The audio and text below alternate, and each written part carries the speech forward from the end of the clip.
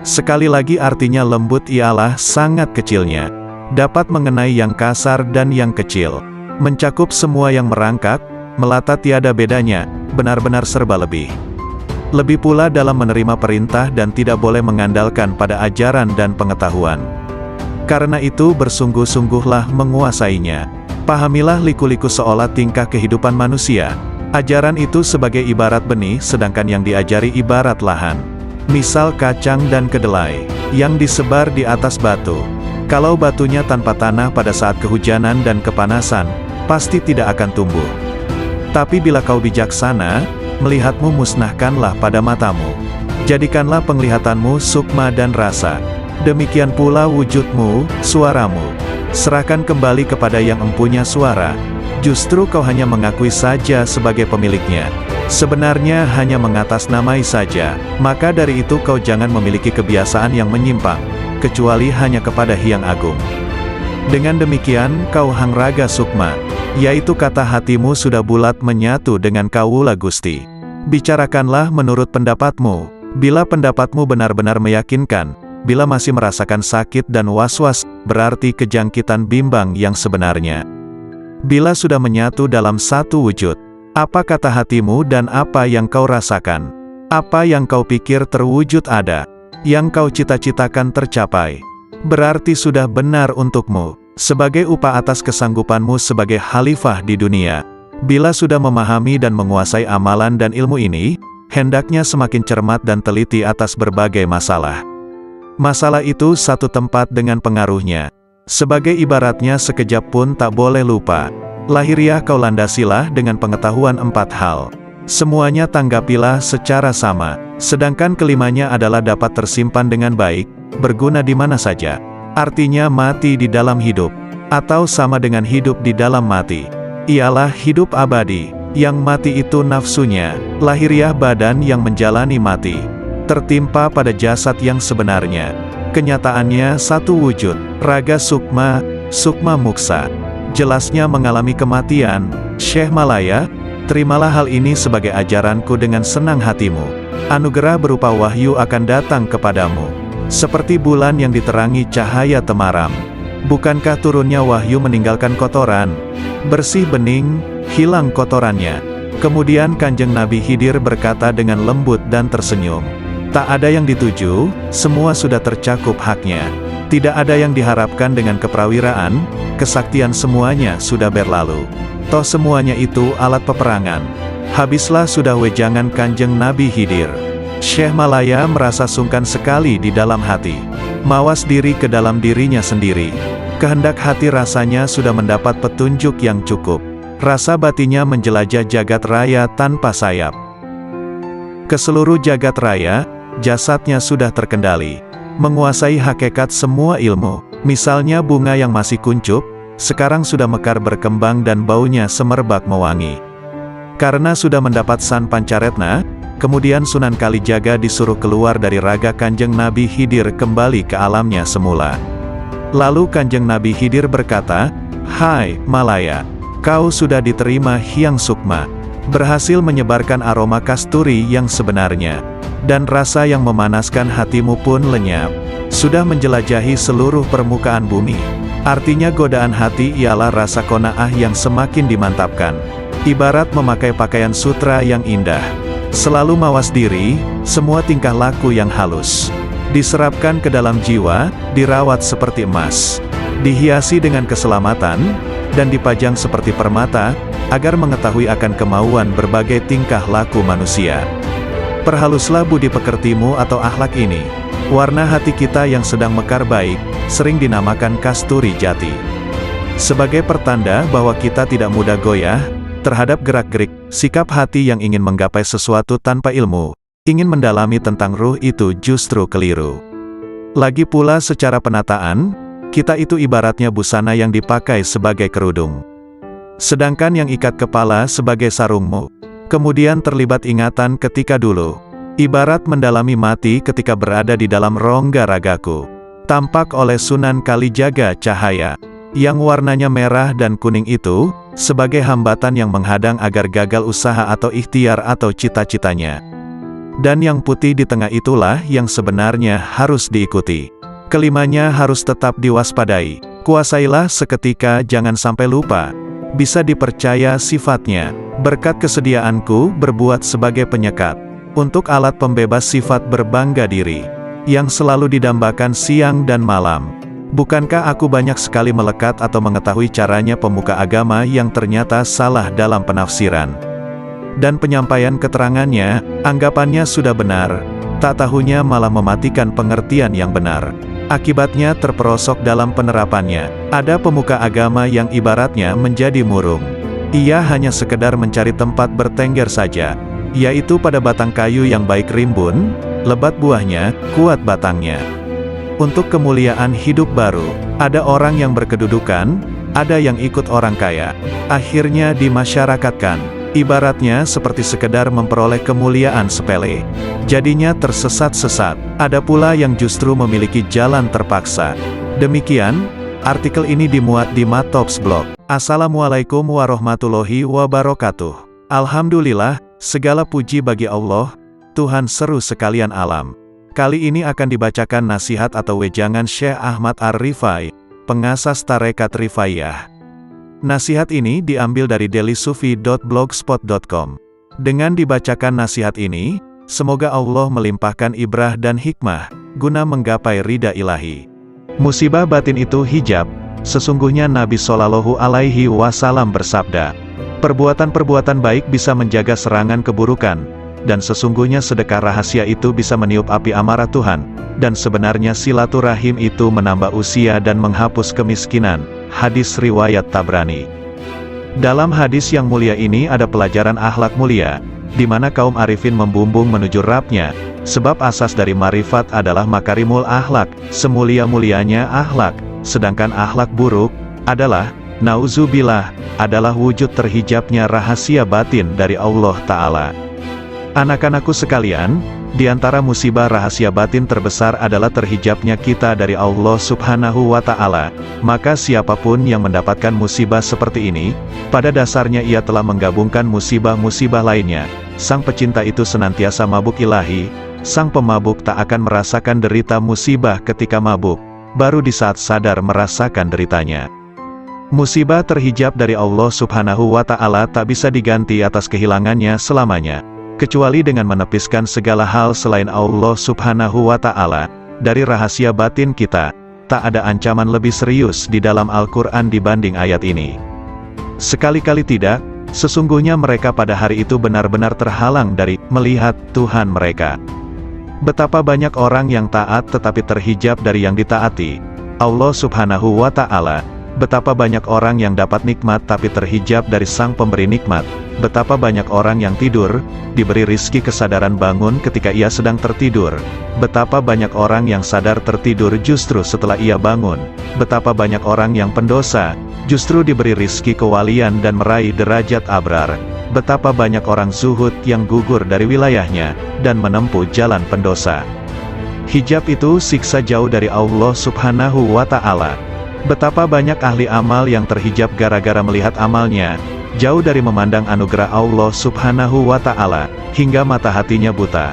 Lalu ia terlempar jauh, sementara ia menduga dirinya telah sampai, wusyul, kepada Allah Subhanahu wa Ta'ala, dan tidak ada yang lebih mengerikan di mata orang arif dibanding hijab itu sendiri, walau sekejap mata. Padahal siksa Allah Subhanahu wa Ta'ala terbesar pada hamba adalah hijab dan terjauhkan darinya. Salah seorang hamba Allah Subhanahu wa Ta'ala dikisahkan sedang bermunajat, "Oh Tuhanku, sampai kapan aku maksiat kepadamu, sedangkan Engkau tak pernah menyiksaku?" Kemudian Allah Subhanahu wa Ta'ala menurunkan wahyu kepada seorang nabi di kala itu, katakan kepadanya, "Sampai kapankah aku menyiksamu, sedangkan kamu tidak mengerti? Bukankah engkau telah aku tutup dari kelembutan-kelembutan kebahagiaanku? Bukankah aku telah mengeluarkan kemanisan munajat kepadaku dari hatimu?" Abu Musa, pelayan Abu Yazid mengatakan, suatu hari Syekh Abu Yazid memasuki suatu kota, kemudian massa banyak datang berjubal mengikutinya. Ketika Abu Yazid melihat mereka dan berjubalnya mereka, beliau mengatakan, "Ya Allah, aku mohon perlindungan kepadamu dari terhijab padamu karena mereka." dan aku mohon perlindungan kepadamu dari hijab-mu atas mereka, karena gara-gara aku. Semoga Allah merahmatinya. Betapa banyak kesadaran itu, dan betapa benarnya Abu Yazid dengan Tuhannya, betapa besarnya kasih sayang Abu Yazid pada sahabat-sahabatnya kaum muslimin. Ia menginginkan kebajikan dan pandangan yang benar bagi mereka, sebagaimana pada dirinya. Ingatlah, hai orang yang bergaul dengan massa, dan massa yang fanatik kepada Anda.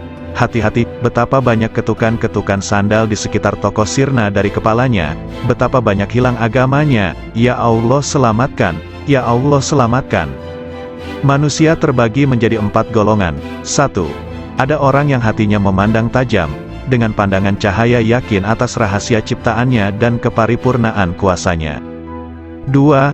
Ada orang yang akalnya tajam, memandang dengan cahaya kecerdasannya pada janji dan ancamannya.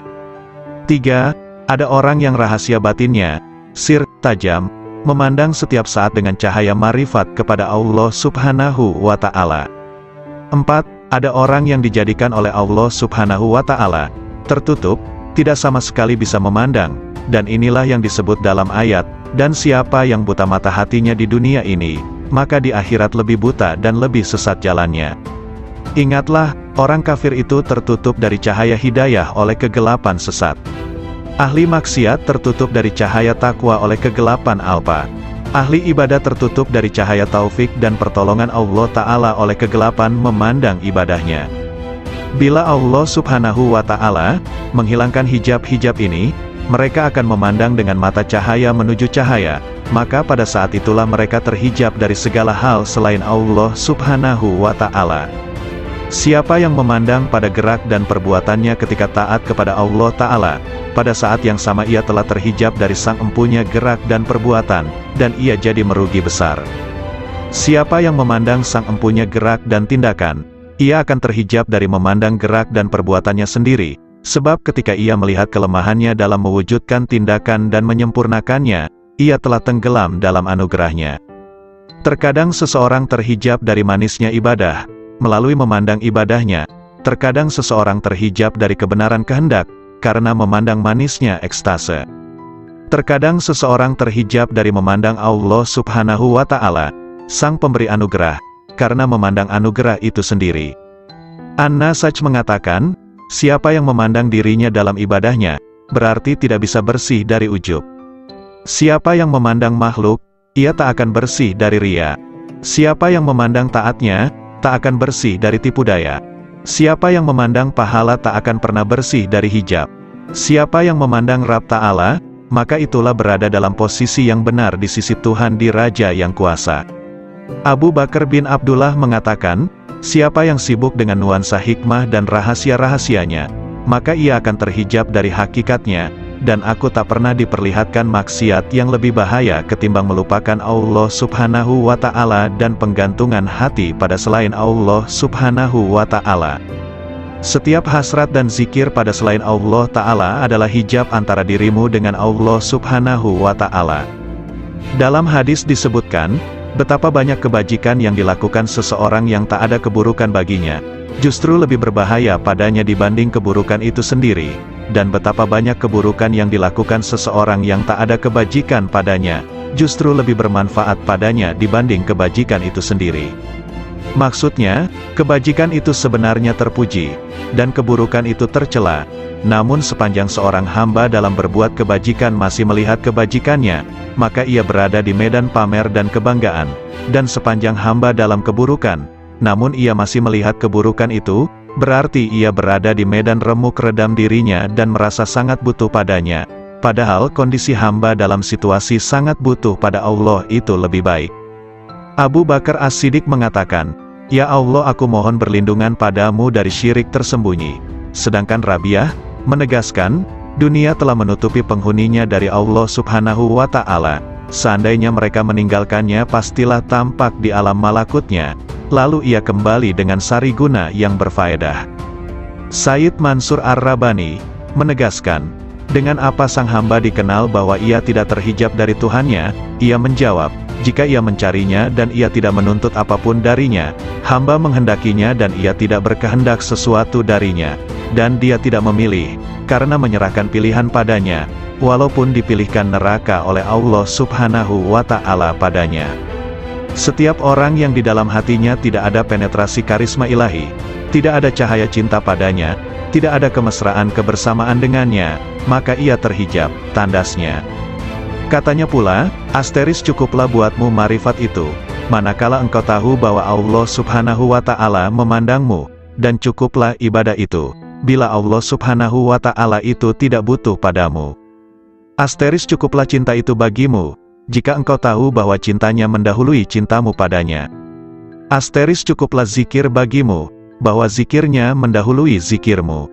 Asteris hati ketika dilanda karisma ilahi, segala hal berbau syahwat sirna.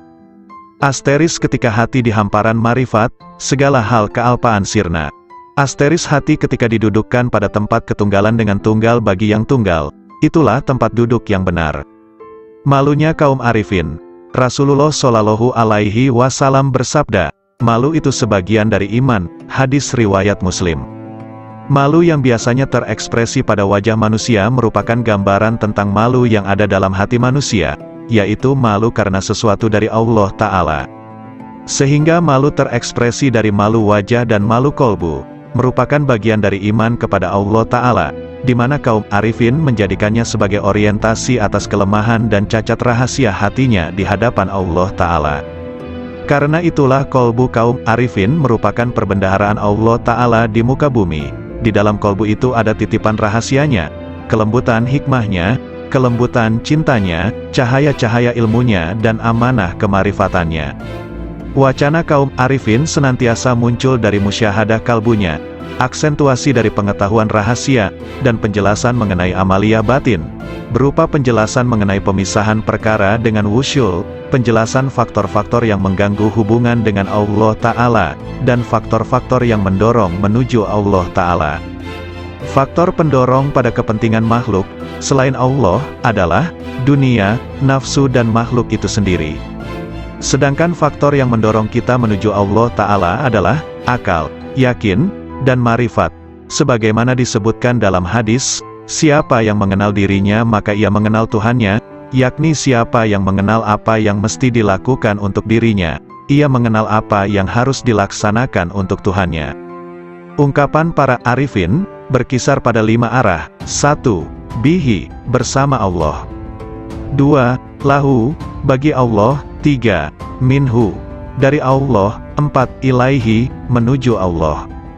5. Alaihi, bersandar pada Allah. Dalam ucapan mereka tidak ada kata seperti aku, sesungguhnya diriku, kami, bagiku dan denganku. Karena kata-kata mereka bersifat manunggal, fardaniyah. Geraknya adalah serba bergantung padanya. Somadaniyah, akhlak mereka senantiasa merupakan manifestasi robaniyah. Robaniyah, kehendak mereka adalah kemanunggalan, wahdaniyah. Isyarat mereka tidak akan dikenal kecuali oleh orang yang hatinya membara kepadanya, yang di dalamnya ada rahasia-rahasia tersembunyi, mutiara-mutiara suci, pancaran-pancaran cahaya, lautan kasih, kunci-kunci kegaiban rahasia, wadah kerinduan dan taman kemesraan. Yahya bin Mu'az mengatakan, hati itu seperti periuk, wadah ciduknya adalah lisan. Setiap lisan senantiasa menciduk apa yang ada, bila menanjak jiwanya tanpa bersama Allah.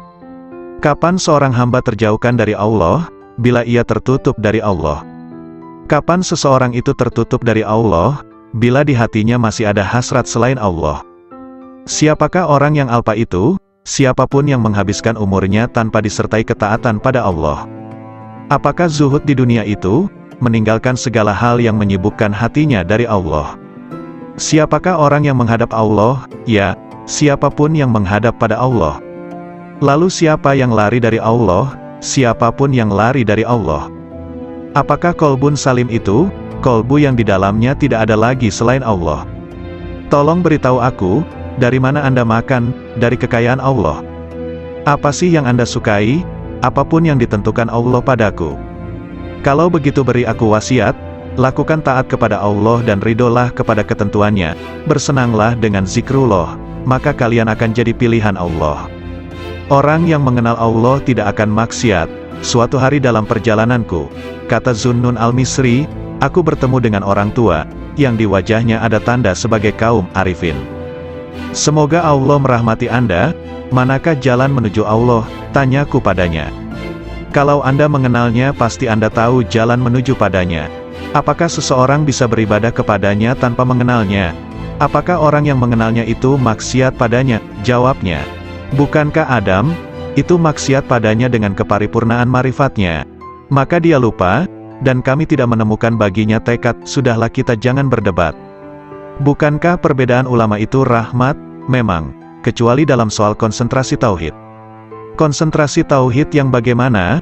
Menghilangkan pandangan selain Allah karena kemahatunggalannya. Apakah orang arif itu gembira? Apakah orang arif itu gelisah? Katanya balik bertanya. Bukankah orang yang mengenal Allah itu selalu gundah hatinya? Tidak, bahkan orang yang mengenal Allah kegundahan hatinya sirna. Apakah dunia bisa merubah hati orang arifin?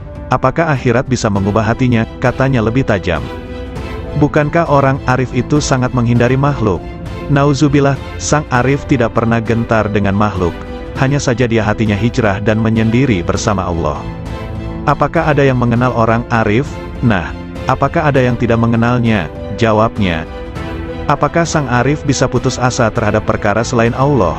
Apakah ada orang arif yang masih memandang selain Allah, hingga ia harus putus asa?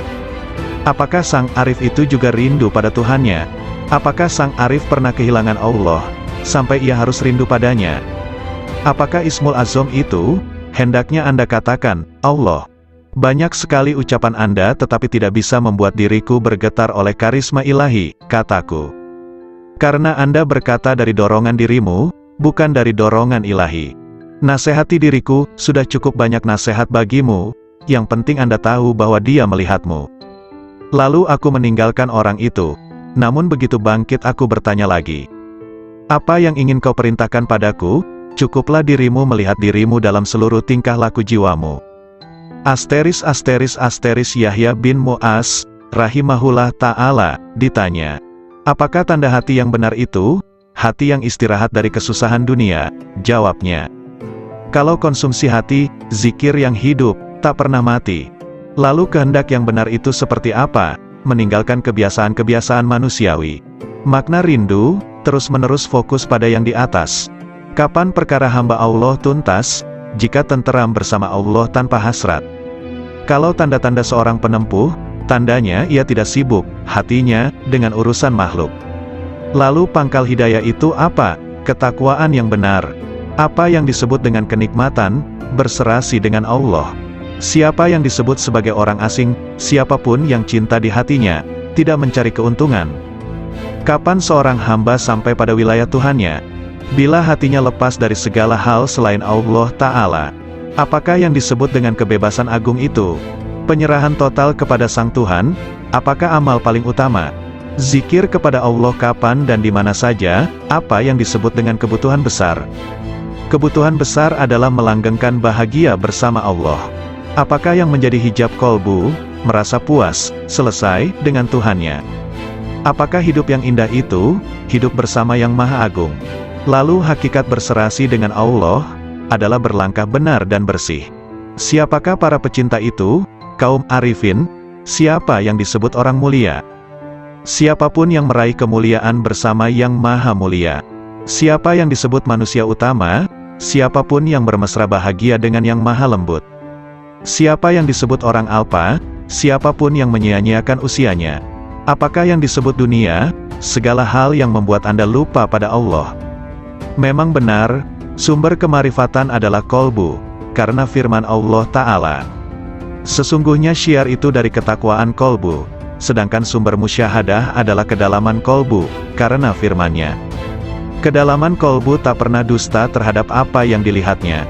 Sumber cahaya adalah dada, karena firman-Nya, bukankah orang yang dilapangkan dadanya oleh Allah terhadap Islam, maka dialah yang mendapatkan cahaya dari Tuhannya. Dan segala cinta yang semakin bertambah, senantiasa menambah rasa cinta kita kepada Rasulullah Shallallahu Alaihi Wasallam, dan para wali-walinya.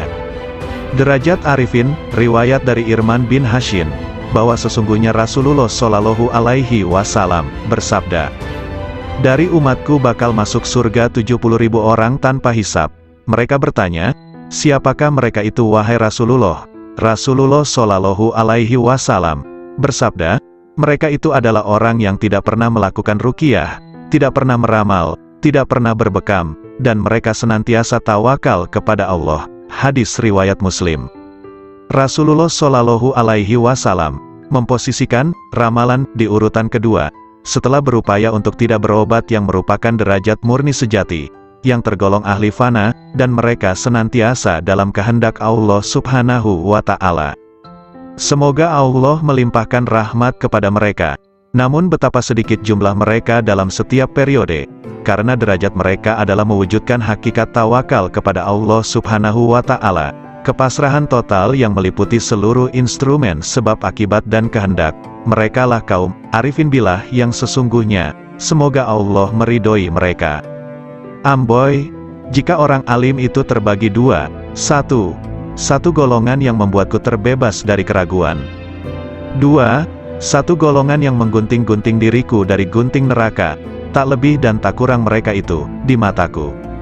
Anak-anak sekalian, ketahuilah orang arif kepada Allah Subhanahu wa Ta'ala dengan marifat yang benar, senantiasa terhanguskan hasratnya di bawah keceriaan dalam wahdaniyahnya, dan tak ada keceriaan mulai dari arasy sampai muka bumi yang lebih besar ketimbang kegembiraan marifat kepada Allah Subhanahu wa Ta'ala.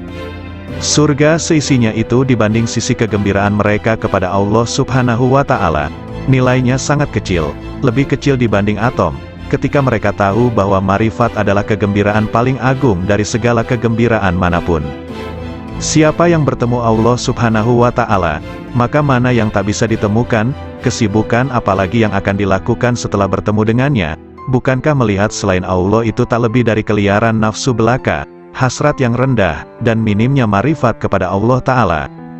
Adakah pakaian yang lebih baik dibanding baju Islam? Apakah ada mahkota yang lebih agung ketimbang mahkota marifat? Atau adakah hamparan yang lebih mulia ketimbang hamparan taat? Allah Subhanahu wa Ta'ala berfirman, katakan, dengan karunia Allah dan dengan rahmatnya, maka dengan karunia dan rahmat itulah kalian semua bergembira. Dalam sebagian munajatnya Ibrahim bin Adham mengatakan, Ilahi, Engkau maha tahu surga dan seisinya, rasanya tak melintas padaku walau sesayap nyamuk setelah Engkau beri aku marifat kepadamu, dan kemesraanku kepadamu, dan Engkau telah membuatkan mencurah untuk tafakur atas keagunganmu, serta Engkau telah menjanjikan padaku untuk memandang wajahmu.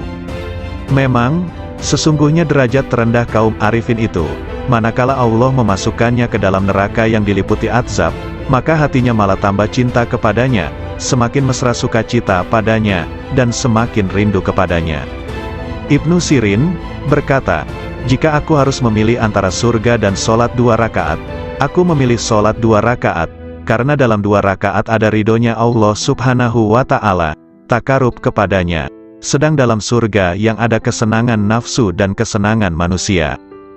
Ketika Nabi Ibrahim dilemparkan ke dalam api, mereka mengatakan, bakarlah dia, dan mintalah pertolongan pada Tuhan kalian, kata mereka. Nabi Ibrahim menjawab, cukuplah bagiku Tuhanku dan dialah sebaik-baik tempat berserah diri, sebaik-baik Tuhan dan sebaik-baik penolong. Kemudian Allah Subhanahu wa Ta'ala berfirman, wahai api jadilah dirimu dingin sejuk dan menyelamatkan atas Ibrahim. Berserah diri diriwayatkan, ketika Allah Subhanahu wa Ta'ala berfirman kepada Nabi Ibrahim, wahai Ibrahim, engkaulah sahabat dekatku, dan aku sahabat dekatmu. Maka jangan berpaling dariku, yang menyebabkan putusnya hubungan kesahabatan antara diriku dan dirimu, karena orang yang benar-benar mengaku sahabat dekatku jika dibakar oleh api, hatinya sama sekali tidak bergeser dariku, karena menghormati kebesaranku. Allah Subhanahu wa Ta'ala juga menyebutkan dalam Al-Quran, ketika Tuhannya berkata kepada Ibrahim, Islamlah, Ibrahim menjawab, aku Islam kepada Tuhannya semesta alam. Allah Subhanahu wa Ta'ala mengetahui kepasrahan totalnya, Islam, sampai kemudian ia dilempar dalam api. Abu Abdullah bin Muqatil bermunajat, Ilahi, janganlah engkau masukkan diriku ke dalam neraka, karena api pun bisa menjadi dingin padaku karena cintaku kepadamu. Abu Ayyub As-Sikhtiyani berkata, Neraka itu ditakuti bagi mereka yang lupa akan Tuhannya, lalu dikatakan pada mereka yang lupa itu, rasakan semua atas kelalaianmu dalam pertemuan harimu ini, dengan segenap balasan amalnya. Abu Hafs menegaskan, saya sangat khawatir atas marifat sebagian orang, yang sudah ditulis di jubah mereka, orang-orang merdekanya Allah setelah dikeluarkan dari neraka. Namun mereka memohon agar tanda tulisan itu dihapus dari mereka. Jika aku jadi mereka, aku sangat memohon agar tanda itu ditulis di seluruh anggota badanku, dan membuatku cukup bangga. Akulah dari golongan orang yang dimerdekakan dari neraka. Menurutku, apa yang diraih ahli surga dalam surganya adalah Rob Ta'ala, kedekatan padanya, dan memandangnya serta mendengarkan kalamnya. Ingat istri Fir'aun ketika bermunajat, Tuhanku, bangunkan rumah bagiku di sisimu dalam surga. Sebagaimana disebutkan, tetangga dulu, baru rumah. Ibrahim bin Adham mengatakan, aku sangat malu jika tujuan utamaku adalah makhluk, padahal Allah Subhanahu wa Ta'ala telah berfirman kepada sebagian para nabinya, siapa yang berkehendak pada kami, ia tak ingin selain diri kami. Sebagian Syekh Sufi mengatakan, aku pernah melihat seorang pemuda di Masjidil Haram sedang dalam kondisi menderita dan kelaparan. Saya sangat kasihan padanya. Aku punya 100 dinar dalam kantong. Lalu kudekati dia, hai sayang, ini buat kebutuhan-kebutuhanmu. Pemuda itu tidak menoleh sama sekali padaku, dan aku terus mendesaknya. Pemuda itu berkata, hai Syekh, dinar ini sesuatu yang tidak bisa aku jual dengan surga dan seisinya. Surga itu negeri keagungan, asal sumber keteguhan dan keabadian, bagaimana aku menjualnya dengan harga yang hina?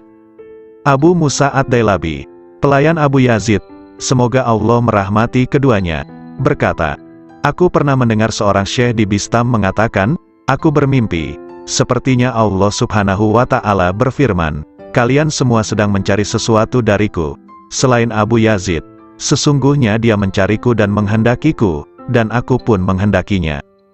Abu Abdullah mengatakan, jadikan Allah itu sebagai majlis dan tempat kemesraan, disiplinlah hikmah pada Tuhanmu, maka dunia akan datang kepadamu dalam keadaan merana, dan kau diburu akhirat, dan akhirat begitu rindu. Hai pemburu dunia, tinggalkan dunia, maka dunia memburumu, lanjutnya. Abu Said Al-Haras mengatakan, suatu hari aku di tempat wukuf, lalu aku ingin memohon kepada Allah Subhanahu wa Ta'ala sesuatu kebutuhan, lantas muncul bisikan lembut tanpa suara kepadaku, di hadapanmu Allah, kamu masih mencari selain Allah. Ada seseorang menulis surat kepada saudaranya, Amma Badu, tamparlah muka para penghasrat dunia dengan dunianya, tamparlah pencari akhirat pada wajah pemburunya, bermesralah dengan Robul Alamin, wassalam. Abu Abdullah An-Nasaj mengatakan, janganlah menumpuk banyak surga bagi orang beriman, karena Allah akan memberikan kelayakan yang lebih banyak dibanding surga, yaitu marifat. Seseorang sholat jenazah dengan 5 kali takbir, ditanya kenapa sampai 5 kali, 4 takbiranku untuk si mayit, dan 1 untuk 2 rumah, dunia akhirat, katanya. Kisah terjadi ketika ayat Al-Quran dibacakan pada Abu Yazid, di antara kalian ada yang berharap dunia, dan di antara kalian ada yang berharap akhirat. Lalu Abu Yazid berkata, mana yang berharap kepada Tuhan? Amirul Mukminin Ali bin Abi Thalib berkata kepada Abu Bakar As-Siddiq, wahai Khalifah Rasulullah Shallallahu Alaihi Wasallam, bagaimana Anda meraih posisi derajat ini hingga mendahului kami? Abu Bakar Siddiq menjawab, dengan 5 perkara. Pertama, aku dapatkan manusia 2 kelompok, pemburu dunia dan pemburu akhirat, sedangkan aku pemburu Tuhan. Kedua, sejak aku masuk Islam, aku tak pernah kenyang dengan makanan dunia. Ketiga, aku tak pernah segar minum minuman dunia. Keempat, jika muncul di hadapanku 2 pilihan amaliyah, amal dunia dan amal akhirat, aku pasti memilih amal akhirat. Kelima, aku berguru, bersahabat, pada Nabi Shallallahu Alaihi Wasallam, dan aku senantiasa bersahabat yang sebaik-baiknya. Sungguh mengherankan, riwayat dari Umar bin Khattab, aku mendengar Rasulullah mengatakan, sesungguhnya amal-amal itu bergantung dengan niat-niatnya, dan sesungguhnya setiap orang tergantung apa yang diniatkan. Maka siapa yang hijrahnya kepada Allah dan Rasul-Nya, maka hijrahnya kepada Allah dan Rasul-Nya. Dan barang siapa yang hijrahnya kepada dunia akan mendapatkan dunia, atau kepada perempuan, akan mengawininya, maka hijrahnya tergantung apa yang diorientasikannya. Hadis riwayat Bukhari, Muslim dan Nasai dan yang lain. Hati kaum arifin senantiasa menuju Rabbul Alamin. Raihlah tujuan perjalanan akhir tanpa hambatan, hanya menuju dan bagi Allah, janganlah kelain Allah. Setiap apa yang kau harapkan teguh dengan hijrah kepada Allah. Riwayat Anas bin Malik berkata, bahwa di bawah dinding di mana Allah Subhanahu wa Ta'ala memberi kabar melalui firman-Nya. Dan di bawahnya ada perbendaharaan bagi keduanya, adalah lembaran dari emas, dan emas itu ada tulisan di dalamnya, Bismillahirrohmanirrohim. Aku heran kepada orang yang meyakini kematian, bagaimana ia bisa gembira. Aku heran pada orang yang meyakini takdir, bagaimana ia susah. Aku heran kepada orang yang meyakini adanya neraka, bagaimana ia bisa tertawa. Aku heran dengan orang yang meyakini sirnanya dunia dan penghuninya akan terbalik, bagaimana ia merasa tenteram di dunia. La ilaha illallah Muhammadur Rasulullah. Wahab rahimahullah mengatakan, suatu ketika aku berjalan menuju wilayah Romawi, tiba-tiba ku dengar suara di balik bukit sedang bergema. Oh Tuhanku, aku heran pada orang yang mengenalmu, bagaimana dia malah senang dengan bencimu demi kerelaan pada selain dirimu. Oh Tuhanku, aku heran kepada orang mengenalmu, bagaimana ia masih berharap kepada selain dikau. Lalu aku mencari suara itu, ternyata di sana ada orang tua yang sedang bersujud, bermunajat. Maha suci engkau, sungguh mengherankan bagi makhluk, bagaimana mereka ini berharap padamu suatu gantimu. Maha suci engkau, sungguh mengherankan bagaimana mereka sibuk berbakti kepada selain engkau. Maha suci engkau, sangat mengherankan makhluk, bagaimana mereka rindu selain dirimu. Maha suci engkau, bagaimana mereka menikmati sesuatu selain dirimu, dan sesuatu selainmu. Lalu aku lewat, dan aku tak menghiraukan apa yang aku lihat. Abu Yazid berkata, aku heran kepada ahli surga, bagaimana mereka menikmatinya tanpa Allah, atau bagaimana mereka bisa bersukaria tanpanya. Aku heran orang yang merasa puas pada suatu kondisi ruhani, tanpa ia puas dengan sang pemilik kondisi ruhani itu. Lebih mengherankan pada mereka yang menghadapkan dirinya pada makhluk, sedangkan Allah Ta'ala memanggil, kemarilah padaku. Abdullah bin Muqatil mengatakan, aku heran kepada manusia, di mana Allah memilih untuk dirinya, dengan serba cukup darinya, malah manusia kontra darinya disertai rasa butuh padanya. Aku heran kepada orang yang sibuk dengan urusannya, padahal urusannya sudah selesai. Aku heran kepada orang yang memerintahkan orang lain sedang ia sendiri tidak mengerjakan. Ia marah pada orang lain sedang ia sendiri melanggar. Ia benci untuk maksiat sedangkan ia melakukannya. Ia senang untuk ditaati sedangkan ia tidak taat pada Tuhannya. Ia mencaci yang lain dengan prasangka, sedangkan ia tak pernah mencaci dirinya dengan yakin. Hatim al-Asham mengatakan, aku heran kepada orang yang malu pada makhluk, bagaimana ia tidak malu kepada Allah. Aku heran kepada orang yang mencari ridho makhluk sedangkan ia tidak mencari ridho Tuhan. Aku heran kepada orang yang mencintai ahli ibadah, sedangkan ia menuju maksiat. Aku heran kepada orang yang mengenal keagungan Allah, bagaimana ia bisa kontra padanya. Aku heran kepada orang yang makan rizki Tuhannya, bagaimana ia terima kasih kepada selain Allah. Aku heran kepada orang yang membeli budak dengan hartanya, bagaimana ia tidak membeli orang merdeka dengan kebajikannya dan ucapan indahnya. Hunais bin Abdullah berkata, aku heran kepada orang yang malamnya bangun, siangnya puasa, menjauhi larangan-larangannya, namun tidak bisa bertemu dengannya kecuali hanya menangis dan susah belaka. Aku heran kepada orang yang malamnya tidur, lebat buahnya, kuat batangnya. Untuk kemuliaan hidup baru, ada orang yang berkedudukan, ada yang ikut orang kaya, akhirnya dimasyarakatkan. Ibaratnya seperti sekedar memperoleh kemuliaan sepele. Jadinya tersesat-sesat. Ada pula yang justru memiliki jalan terpaksa. Demikian, artikel ini dimuat di Matops Blog. Assalamualaikum warahmatullahi wabarakatuh. Alhamdulillah, segala puji bagi Allah, Tuhan seru sekalian alam. Kali ini akan dibacakan nasihat atau wejangan Syekh Ahmad Ar-Rifai, pengasas Tarekat Rifaiyah. Nasihat ini diambil dari dailysufi.blogspot.com. Dengan dibacakan nasihat ini, semoga Allah melimpahkan ibrah dan hikmah, guna menggapai ridha ilahi. Musibah batin itu hijab. Sesungguhnya Nabi Shallallahu Alaihi Wasallam bersabda, perbuatan-perbuatan baik bisa menjaga serangan keburukan, dan sesungguhnya sedekah rahasia itu bisa meniup api amarah Tuhan, dan sebenarnya silaturahim itu menambah usia dan menghapus kemiskinan. Hadis riwayat Tabrani. Dalam hadis yang mulia ini ada pelajaran akhlak mulia, di mana kaum arifin membumbung menuju Rabb-Nya, sebab asas dari marifat adalah makarimul akhlak, semulia-mulianya akhlak, sedangkan akhlak buruk adalah, nauzubillah, adalah wujud terhijabnya rahasia batin dari Allah Ta'ala. Anak-anakku sekalian, di antara musibah rahasia batin terbesar adalah terhijabnya kita dari Allah Subhanahu wa Ta'ala. Maka siapapun yang mendapatkan musibah seperti ini, pada dasarnya ia telah menggabungkan musibah-musibah lainnya. Sang pecinta itu senantiasa mabuk ilahi, sang pemabuk tak akan merasakan derita musibah ketika mabuk, baru di saat sadar merasakan deritanya.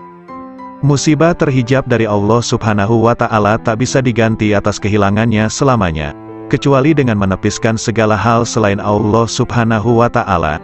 Dari rahasia batin kita, tak ada ancaman lebih serius di dalam Al-Quran dibanding ayat ini. Sekali-kali tidak, sesungguhnya mereka pada hari itu benar-benar terhalang dari melihat Tuhan mereka. Betapa banyak orang yang taat tetapi terhijab dari yang ditaati Allah Subhanahu wa Ta'ala.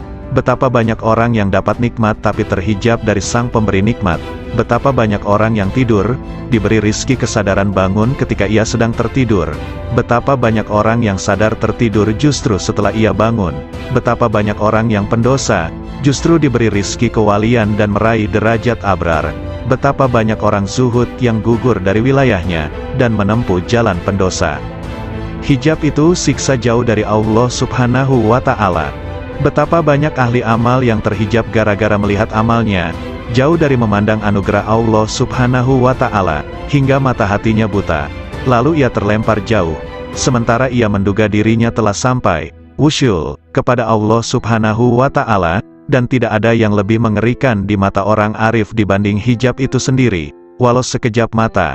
Padahal siksa Allah Subhanahu wa Ta'ala terbesar pada hamba adalah hijab dan terjauhkan darinya. Salah seorang hamba Allah Subhanahu wa Ta'ala dikisahkan sedang bermunajat, "Oh Tuhanku, sampai kapan aku maksiat kepadamu, sedangkan Engkau tak pernah menyiksaku?" Kemudian Allah Subhanahu wa Ta'ala menurunkan wahyu kepada seorang nabi di kala itu, "Katakan kepadanya, sampai kapankah aku menyiksamu, sedangkan kamu tidak mengerti? Bukankah engkau telah aku tutup dari kelembutan-kelembutan kebahagiaanku? Bukankah aku telah mengeluarkan kemanisan munajat kepadaku dari hatimu?" Abu Musa, pelayan Abu Yazid mengatakan, suatu hari Syekh Abu Yazid memasuki suatu kota, kemudian massa banyak datang berjubal mengikutinya. Ketika Abu Yazid melihat mereka dan berjubalnya mereka, beliau mengatakan, "Ya Allah, aku mohon perlindungan kepadamu dari terhijab padamu karena mereka, dan aku mohon perlindungan kepadamu dari hijabmu atas mereka, karena gara-gara aku." Semoga Allah merahmatinya. Betapa banyak kesadaran itu, dan betapa benarnya Abu Yazid dengan Tuhannya, betapa besarnya kasih sayang Abu Yazid pada sahabat-sahabatnya kaum muslimin. Ia menginginkan kebajikan dan pandangan yang benar bagi mereka, sebagaimana pada dirinya. Ingatlah, hai orang yang bergaul dengan massa, dan massa yang fanatik kepada Anda, hati-hati, betapa banyak ketukan-ketukan sandal di sekitar toko sirna dari kepalanya, betapa banyak hilang agamanya. Ya Allah selamatkan, ya Allah selamatkan. Manusia terbagi menjadi 4 golongan. 1. Ada orang yang hatinya memandang tajam, dengan pandangan cahaya yakin atas rahasia ciptaannya dan keparipurnaan kuasanya. 2. Ada orang yang akalnya tajam, memandang dengan cahaya kecerdasannya pada janji dan ancamannya. 3. Ada orang yang rahasia batinnya, sir, tajam, memandang setiap saat dengan cahaya marifat kepada Allah Subhanahu wa Ta'ala. 4. Ada orang yang dijadikan oleh Allah Subhanahu wa Ta'ala tertutup, tidak sama sekali bisa memandang, dan inilah yang disebut dalam ayat, "Dan siapa yang buta mata hatinya di dunia ini, maka di akhirat lebih buta dan lebih sesat jalannya." Ingatlah, orang kafir itu tertutup dari cahaya hidayah oleh kegelapan sesat. Ahli maksiat tertutup dari cahaya takwa oleh kegelapan alpa. Ahli ibadah tertutup dari cahaya taufik dan pertolongan Allah Ta'ala oleh kegelapan memandang ibadahnya.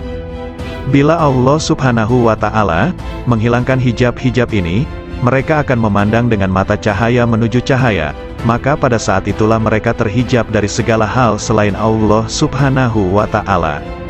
Siapa yang memandang pada gerak dan perbuatannya ketika taat kepada Allah Ta'ala, pada saat yang sama ia telah terhijab dari sang empunya gerak dan perbuatan, dan ia jadi merugi besar. Siapa yang memandang sang empunya gerak dan tindakan, ia akan terhijab dari memandang gerak dan perbuatannya sendiri, sebab ketika ia melihat kelemahannya dalam mewujudkan tindakan dan menyempurnakannya, ia telah tenggelam dalam anugerahnya. Terkadang seseorang terhijab dari manisnya ibadah, melalui memandang ibadahnya. Terkadang seseorang terhijab dari kebenaran kehendak, karena memandang manisnya ekstase. Terkadang seseorang terhijab dari memandang Allah Subhanahu wa Ta'ala, sang pemberi anugerah, karena memandang anugerah itu sendiri. An-Nasaj mengatakan, siapa yang memandang dirinya dalam ibadahnya, berarti tidak bisa bersih dari ujub. Siapa yang memandang makhluk, ia tak akan bersih dari riya. Siapa yang memandang taatnya, tak akan bersih dari tipu daya.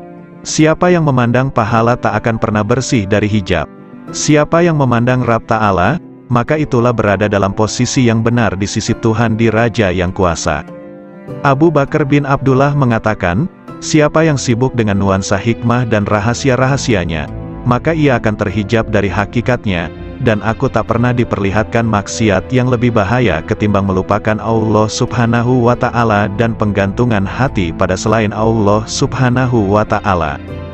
Setiap hasrat dan zikir pada selain Allah Ta'ala adalah hijab antara dirimu dengan Allah Subhanahu wa Ta'ala. Dalam hadis disebutkan, betapa banyak kebajikan yang dilakukan seseorang yang tak ada keburukan baginya, justru lebih berbahaya padanya dibanding keburukan itu sendiri, dan betapa banyak keburukan yang dilakukan seseorang yang tak ada kebajikan padanya, justru lebih bermanfaat padanya dibanding kebajikan itu sendiri. Maksudnya, kebajikan itu sebenarnya terpuji, dan keburukan itu tercela. Namun sepanjang seorang hamba dalam berbuat kebajikan masih melihat kebajikannya, maka ia berada di medan pamer dan kebanggaan. Dan sepanjang hamba dalam keburukan, namun ia masih melihat keburukan itu, berarti ia berada di medan remuk redam dirinya dan merasa sangat butuh padanya. Padahal kondisi hamba dalam situasi sangat butuh pada Allah itu lebih baik. Abu Bakar As-Siddiq mengatakan, "Ya Allah, aku mohon perlindungan padamu dari syirik tersembunyi." Sedangkan Rabi'ah menegaskan, dunia telah menutupi penghuninya dari Allah Subhanahu wa Ta'ala. Seandainya mereka meninggalkannya pastilah tampak di alam malakutnya, lalu ia kembali dengan sariguna yang berfaedah. Sayyid Mansur Ar-Rabani menegaskan, dengan apa sang hamba dikenal bahwa ia tidak terhijab dari Tuhannya? Ia menjawab, jika ia mencarinya dan ia tidak menuntut apapun darinya, hamba menghendakinya dan ia tidak berkehendak sesuatu darinya, dan dia tidak memilih, karena menyerahkan pilihan padanya, walaupun dipilihkan neraka oleh Allah Subhanahu wa Ta'ala padanya. Setiap orang yang di dalam hatinya tidak ada penetrasi karisma ilahi, tidak ada cahaya cinta padanya, tidak ada kemesraan kebersamaan dengannya, maka ia terhijab, tandasnya. Katanya pula, asteris cukuplah buatmu marifat itu, manakala engkau tahu bahwa Allah Subhanahu wa Ta'ala memandangmu, dan cukuplah ibadah itu, bila Allah Subhanahu wa Ta'ala itu tidak butuh padamu. Asteris cukuplah cinta itu bagimu, jika engkau tahu bahwa cintanya mendahului cintamu padanya. Asteris cukuplah zikir bagimu, bahwa zikirnya mendahului zikirmu. Asteris hati ketika dilanda karisma ilahi, segala hal berbau syahwat sirna.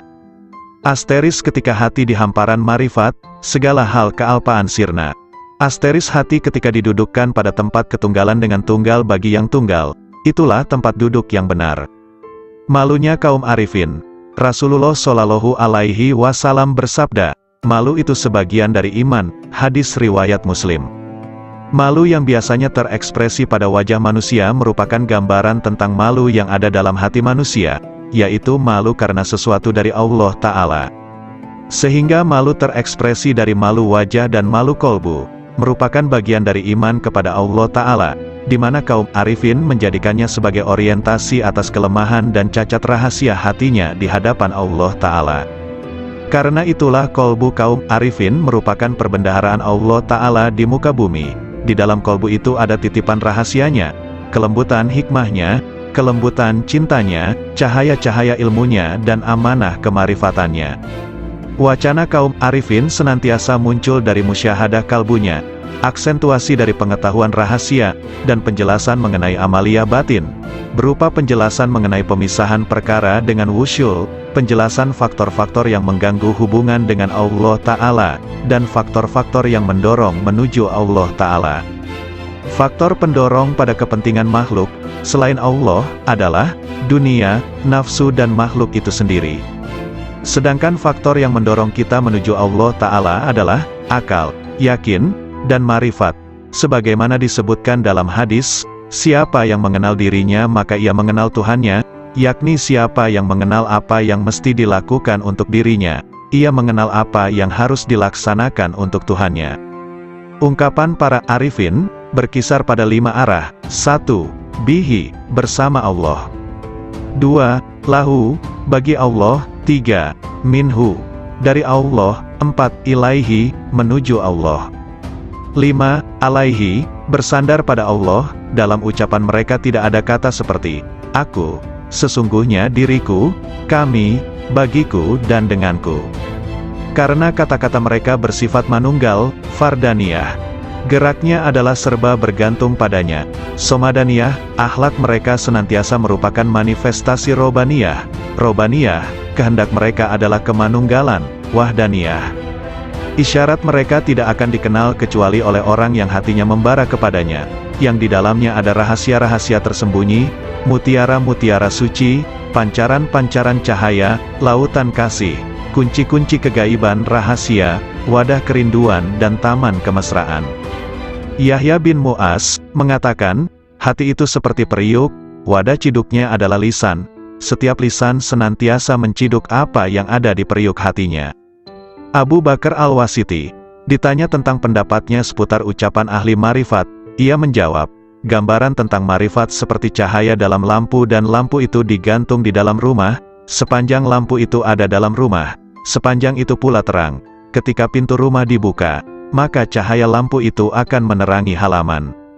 Kalam kaum arifin senantiasa memancarkan cahaya kepada ahli cahaya, hingga air mata mereka meleleh, dan lisannya berzikir. Allah Ta'ala berfirman, bila mereka mendengarkan apa yang diturunkan kepada Rasul, kamu melihat air mata mereka meleleh, karena marifat mereka terhadap Allah, mereka mengatakan, oh Tuhan kami beriman dan catatlah kami bersama orang-orang yang menyaksikanmu.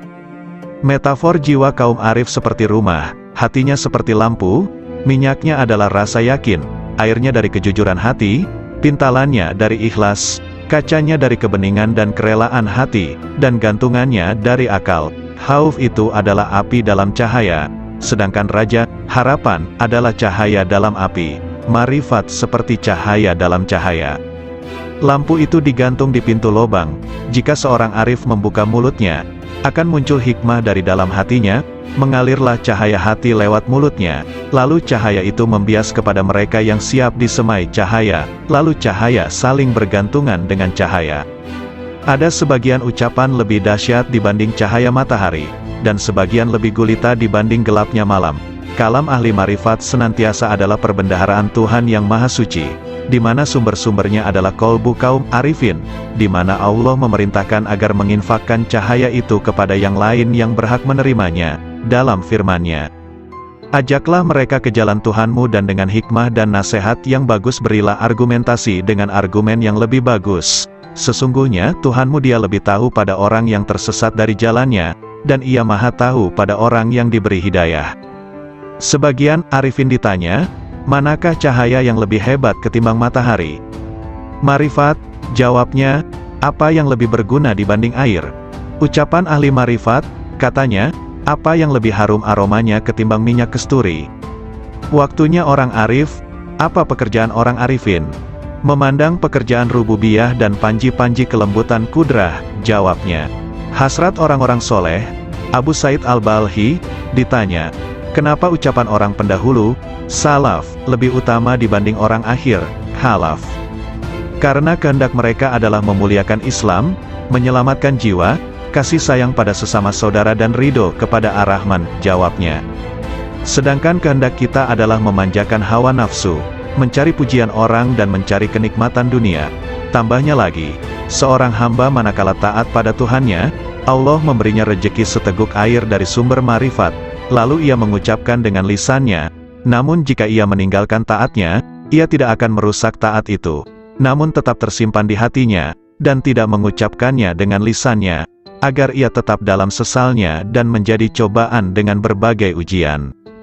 Tiada dua orang beriman yang bertemu, yang keduanya berzikir kepada Allah, melainkan Allah menambah cahaya marifatullah pada kedua hatinya, sebelum keduanya berpisah. Sesungguhnya Allah memunculkan ahli marifat di atas puncak gelombang lautan intuisi, kolbu dan memuliakan mereka di atas perbendaharaan rahasia serta rahasia pengetahuan yang tak terhingga jumlahnya. Tidak pernah putus uraiannya, tidak pernah ditemukan ujung dalamnya, tidak sirna keajaibannya, hingga mereka menyelami cahaya marifat, dalam kedalaman isyarat yang terpendam, dalam makna-maknanya yang tersembunyi, hingga keluar dengan keajaiban satriguna dan kelembutan bekal-bekal melimpahnya, hakikat-hakikat dan isyaratnya, yang membakar kolbu para pecinta, memesrakan ruh para penempuh. Itulah cahaya dari cahaya hidayah, di mana seorang hamba meraih petunjuk dari kebajikan riayah, penjagaan jiwa, jika meraih taufik dan inayah. Yahya bin Mu'az berkata, aku bertemu kaum arifin yang dilimpahi hikmah. Aku temukan mayoritas mereka tidak memiliki apa-apa, malah mereka dibiayai yang lain. Laits al-Misri, punya saudara yang ada di Iskandariyah. Ketika ia datang, saudaranya menjawab, aku sedang menghadap Allah. Mana faedah dari penghadapanmu pada Tuhanmu? Saudaranya diam. Lalu Laits mengatakan, sang hamba jika menghadap pada Allah dengan keselarasan yang benar, Allah memberikan faedah-faedah yang tak pernah terlintas di hati manusia. Yahya bin Mu'az, manakala bicara suatu hari, tiba-tiba ada orang yang berteriak keras di majelisnya, sembari merobek-robek bajunya. Hai, apa yang kamu katakan? Kalam ahli marifat. Ketika muncul dari sumber rahasia kemanunggalan, ia menggali hati orang yang dibakar rindu dan cinta dengan apinya, lantas sifat-sifat manusiawi sirna. Karena itu kalimat orang yang bertakwa itu posisinya mendekati wahyu. Suatu ketika ada kata-kata terucap dari mereka, lalu ditanya, apa yang membuatmu bicara seperti ini? Hatiku mengatakan demikian, bermula dari pikiranku, dari rahasia jiwaku, dari Tuhanku, katanya. Sandaran hikmah adalah wujudnya hikmah, yaitu barang berharga yang hilang dari penempuh. Ketika ditemukan ia ambil, ia tak peduli dari manapun wadahnya, dari manapun diucapkannya, dari hati mana dinukil atau dari dinding mana terukir atau dari kafir mana didengar. Nilai hikmah. Dalam sebuah hadis disebutkan, siapa yang ingin ilmu oleh Allah tanpa belajar, mendapatkan petunjuk tanpa hidayah, maka zuhudlah dari dunia. Setiap hikmah ada ahli dan zamannya, dan zaman itu telah berlalu dengan sejumlah besar ahlinya, sedangkan yang tersisa kini hanyalah musibah, maka kami kepada Allah, dan kami kepadanya kembali.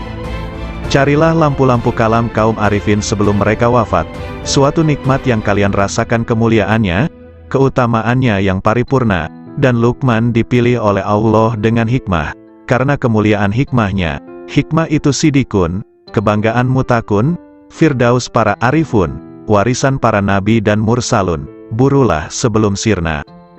Dian-dian cahaya manusia di setiap bumi, merekalah ulama generasi mulia. Ilmunya memancarkan cahaya di setiap lembah bagai purnama yang membias tanpa awan. Jalan istiqomah diriwayatkan oleh Ummu Habibah. Ia berkata, bahwa Rasulullah Shallallahu Alaihi Wasallam bersabda, tak seorang pun hamba yang muslim, sholat lillahi ta'ala setiap hari 12 rakaat, sholat sunnah, bukan sholat fardu, kecuali Allah membangunkan rumah di dalam surga. Hadis riwayat Muslim, Abu Dawud, Tirmidzi dan orang yang meyakini adanya neraka, bagaimana ia bisa tertawa? Aku heran dengan orang yang meyakini sirnanya dunia dan penghuninya akan terbalik, bagaimana ia merasa tenteram di dunia. La ilaha illallah Muhammadur Rasulullah. Wahab rahimahullah, mengatakan, suatu ketika aku berjalan menuju wilayah Romawi, tiba-tiba ku dengar suara di balik bukit sedang bergema. Oh Tuhanku, aku heran pada orang yang mengenalmu, bagaimana dia malah senang dengan bencimu demi kerelaan pada selain dirimu. Oh Tuhanku, aku heran kepada orang mengenalmu, bagaimana ia masih berharap kepada selain Dikau. Lalu aku mencari suara itu. Ternyata di sana ada orang tua yang sedang bersujud, bermunajat. Maha suci Engkau, sungguh mengherankan bagi makhluk, bagaimana mereka ini berharap padamu suatu gantimu.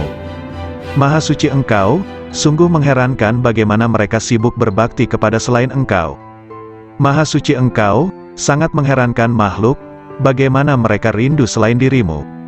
Maha suci Engkau, bagaimana mereka menikmati sesuatu selain dirimu, dan sesuatu selainmu. Lalu aku lewat, dan aku tak menghiraukan apa yang aku lihat. Abu Yazid berkata, aku heran kepada ahli surga, bagaimana mereka menikmatinya tanpa Allah, atau bagaimana mereka bisa bersukaria tanpanya. Aku heran orang yang merasa puas pada suatu kondisi ruhani, tanpa ia puas dengan sang pemilik kondisi ruhani itu. Lebih mengherankan pada mereka yang menghadapkan dirinya pada makhluk. Sedangkan Allah Ta'ala memanggil, kemarilah padaku. Abdullah bin Muqatil mengatakan, aku heran kepada manusia, di mana Allah memilih untuk dirinya, dengan serba cukup darinya, malah manusia kontra darinya disertai rasa butuh padanya. Aku heran kepada orang yang sibuk dengan urusannya, padahal urusannya sudah selesai. Aku heran kepada orang yang memerintahkan orang lain sedang ia sendiri tidak mengerjakan. Ia marah pada orang lain sedang ia sendiri melanggar. Ia benci untuk maksiat sedangkan ia melakukannya. Ia senang untuk ditaati sedangkan ia tidak taat pada Tuhannya. Ia mencaci yang lain dengan prasangka, sedangkan ia tak pernah mencaci dirinya dengan yakin. Hatim al-Asham mengatakan, aku heran kepada orang yang malu pada makhluk. Bagaimana ia tidak malu kepada Allah? Aku heran kepada orang yang mencari ridho makhluk sedangkan ia tidak mencari ridho Tuhan. Aku heran kepada orang yang mencintai ahli ibadah, sedangkan ia menuju maksiat. Aku heran kepada orang yang mengenal keagungan Allah, bagaimana ia bisa kontra padanya. Aku heran kepada orang yang makan rizki Tuhannya, bagaimana ia terima kasih kepada selain Allah. Aku heran kepada orang yang membeli budak dengan hartanya, bagaimana ia tidak membeli orang merdeka dengan kebajikannya dan ucapan indahnya. Hunais bin Abdullah berkata, aku heran kepada orang yang malamnya bangun, siangnya puasa, menjauhi larangan-larangannya, namun tidak bisa bertemu dengannya kecuali hanya menangis dan susah belaka. Aku heran kepada orang yang malamnya tidur, siangnya bermain-main, dipenuhi dosa-dosa, sedangkan ia tak akan bertemu dengannya selamanya, malah ia tertawa bergembira. Yahya bin Mu'az berkata, aku heran kepada orang yang menghinakan dirinya untuk si budak, dan ia menemukan dari tuannya apa yang dia mau. Aku heran kepada orang yang konsumsinya roti kering, namun bermaksiat pada Tuhannya yang maha lembut. Aku heran kepada orang yang takut akan kematian dirinya tapi tidak takut kepada kematian hatinya, yang takut akan kehilangan dunianya, bagaimana ia tidak takut kehilangan agamanya. Seorang sufi berdendang, Ilahi, aku heran darimu dan dariku. Apakah kau mensirnakan diriku olehmu dariku engkau dekatkan aku darimu hingga kuduga sesungguhnya engkau adalah aku. Yahya bin Mu'az bermunajat, oh Ilahi, mengingat surga berarti kematian, mengingat neraka berarti kematian. Sungguh mengherankan orang yang hidup di antara dua kematian, soal surga ia tidak sabar, dan soal neraka ia tidak sabar atas siksanya. Dikatakan, mengingat wusyul adalah kematian, mengingat pisah adalah kematian. Bagaimana hati hidup di antara dua kematian? Kematian orang yang marifat itu sangat mengherankan, karena sang arif berada di antara kegembiraan marifat dan ketakutan pisah dengan Allah Ta'ala. Bagaimana kematian berserasi dengan kesenangan marifat, atau bagaimana kehidupan disertai ketakutan pisah? Aku heran kepada orang yang berkata, aku mengingat Tuhanku. Adakah bisa lupa? Lalu aku mengingat yang kulupa, aku mati jika mengingatmu, kemudian hidup jika bukan karena air wusyulmu. Aku tak pernah hidup lalu kau hidupkan dengan harapan, lalu aku mati oleh kerinduan. Seberapa banyak aku hidup padamu dan berapa aku mati, ku teguk air cinta, piala demi piala, tak habis-habismu minuman, tak puas-puasnya. Sungguh heran, perkaraku jadi aneh di setiap lorong keanehan, lalu aku jadi heran di setiap lorong keheranan. Assalamualaikum warahmatullahi wabarakatuh. Segala puji bagi Allah, Tuhan seru sekalian alam.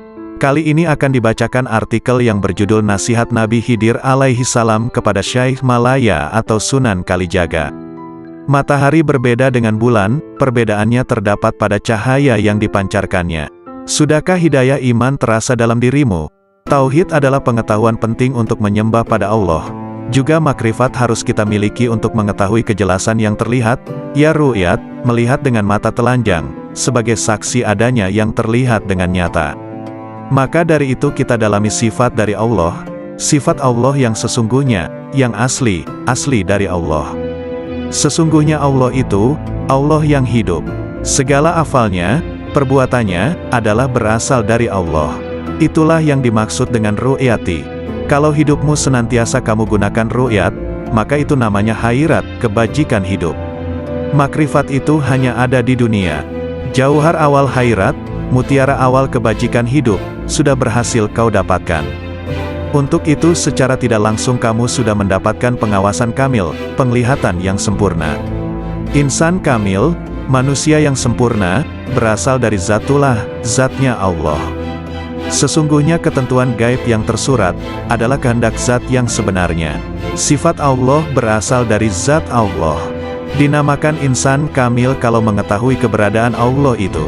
Bila mana tidak tertulis namamu di dalam nuket gaib insan kamil, itu bukan berarti tidak tersurat.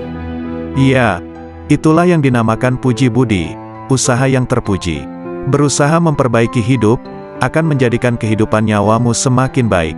Serta badannya, akan disebut badan Muhammad, yang mendapat kesempurnaan hidup. Syekh Malaya berkata lemah lembut, mengapa sampai ada orang mati yang dimasukkan neraka?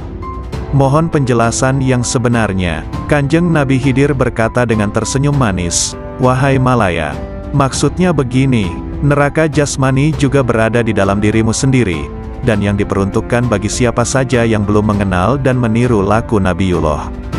Hanya ruh yang tidak mati. Hidupnya ruh jasmani itu sama dengan sifat hewan, maka akan dimasukkan ke dalam neraka. Juga yang mengikuti bujuk rayu iblis, atau yang mengikuti nafsu yang merajalela seenaknya tanpa terkendali, tidak mengikuti petunjuk Gusti Allah Subhanahu wa Ta'ala. Mengandalkan ilmu saja, tanpa memperdulikan sesama manusia keturunan Nabi Adam, itu disebut iman tadot. Ketahuilah bahwa umat manusia itu termasuk badan jasmanimu. Pengetahuan tanpa guru itu, ibarat orang menyembah tanpa mengetahui yang disembah. Dapat menjadi kafir tanpa diketahui, karena yang disembah kayu dan batu, tidak mengerti apa hukumnya, itulah kafir yang bakal masuk neraka jahanam. Adapun yang dimaksudkan rat idafi adalah sesuatu yang kelak tetap kekal sampai akhir nanti kiamat dan tetap berbentuk ruh yang berasal dari ruh Allah.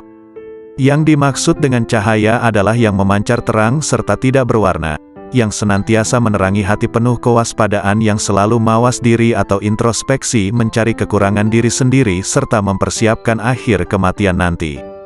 Merasa sebagai anak Adam yang harus mempertanggungjawabkan segala perbuatan. Ruh idafi sudah ada sebelum tercipta. Syirik itu dapat terjadi, tergantung saat menerima sesuatu yang ada, itulah yang disebut jauhar ning. Keenamnya jauhar awal. Jauhar awal adalah mutiara ibaratnya. Mutiara yang indah penghias raga agar nampak menarik. Mutiara akan tampak indah menawan. Bermula dari ibarat ketujuh, dikala mendengarkan sabda Allah, maka ruh idafi akan menyesuaikan, yang terdapat di dalam zat Allah yang mutlak. Ruh serba pasrah kepada Zatullah, itulah yang dimaksudkan ruh idafi. Jauhar awal itu pula, yang menimbulkan salat daim. Salat daim tidak perlu menggunakan air wudhu, untuk membersihkan hadas tidak disyaratkan. Itulah salat batin yang sebenarnya, diperbolehkan makan, tidur, syahwat maupun buang kotoran. Demikianlah tadi cara salat daim. Perbuatan itu termasuk hal terpuji, yang sekaligus merupakan perwujudan syukur kepada Allah. Jauhar tadi bersatu padu menghilangkan sesuatu yang menutupi atau mempersulit mengetahui keberadaan Allah yang terpilih. Adanya itu menunjukkan adanya Allah, yang mustahil kalau tidak berwujud sebelumnya. Kehidupan itu seperti layar dengan wayangnya, sedang wayang itu tidak tahu warna dirinya. Akibat junub sudah bersatu erat tetap bersih badan jisimmu. Adapun Muhammad badan Allah. Nama Muhammad tidak pernah pisah dengan nama Allah. Bukankah hidayah itu perlu diyakini sebagai pengganti Allah, dapat pula disebut utusan Allah? Nabi Muhammad juga termasuk badan mukmin atau orang yang beriman. Ruh mukmin identik pula dengan ruh idafi dalam keyakinanmu. Disebut iman maksum, kalau sudah mendapat ketetapan sebagai panutan jati. Bukankah demikian itu pengetahuanmu? Kalau tidak hidup begitu, berarti itu sama dengan hewan yang tidak tahu adanya sesuatu di masa yang telah lewat. Kelak, karena tidak mengetahui keislaman, maka matinya tersesat, kufur serta kafir badannya. Namun bagi yang telah mendapatkan pelajaran ini, segala permasalahan dipahami lebih seksama baru dikerjakan. Allah itu tidak berjumlah 3 yang menjadi suri tauladan adalah Nabi Muhammad. Bukankah sebenarnya orang kufur itu mengingkari 4 masalah prinsip? Di antaranya bingung karena tiada pedoman manusia yang dapat diteladani. Kekafiran mendekatkan pada kufur kafir. Fahir dekat dengan kafir. Sebabnya karena kafir itu buta dan tuli, tidak mengerti tentang surga dan neraka.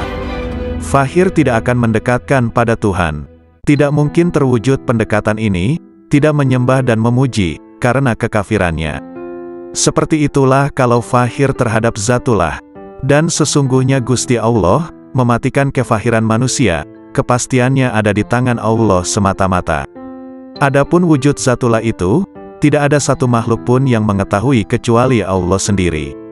Ruh idafi menimbulkan iman. Ruh idafi berasal dari Allah yang Maha Esa. Itulah yang disebut iman tauhid. Meyakini adanya Allah juga adanya Muhammad sebagai Rasulullah. Tauhid hidayah yang sudah ada padamu, menyatu dengan Tuhan yang terpilih. Menyatu dengan Gusti Allah, baik di dunia maupun di akhirat. Dan kamu harus menyatu bahwa Gusti Allah itu ada dalam dirimu. Ruh idafi ada di dalam dirimu.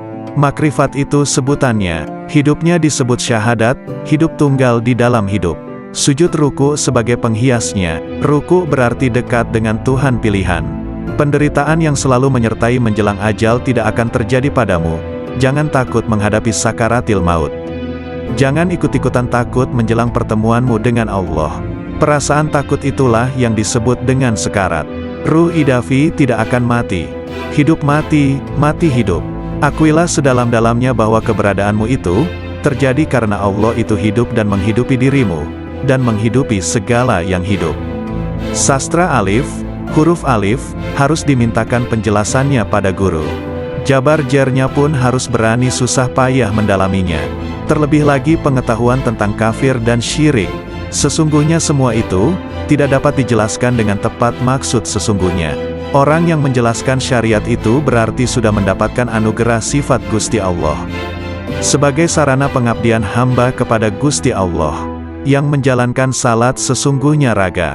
Raga yang salat itu terdorong oleh adanya iman yang hidup pada diri orang yang menjalankannya. Seandainya nyawa tidak hidup, maka lem tamsyur, maka tidak akan menolong semua perbuatan yang dijalankan. Secara yang tersurat, salat itu adalah perbuatan dan kehendak orang yang menjalankan, namun sebenarnya Allah lah yang berkehendak atas hambanya. Itulah hakikat dari Tuhan penciptanya. Ruh idafi berada di tangan orang mukmin. Semua ruh berada di tangannya, yaitu terdapat pada ruh idafi.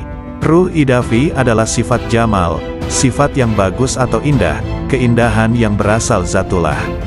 Ruh idafi nama sebuah tingkatan, makom, yang tersimpan pada diri utusan Allah, Rasulullah.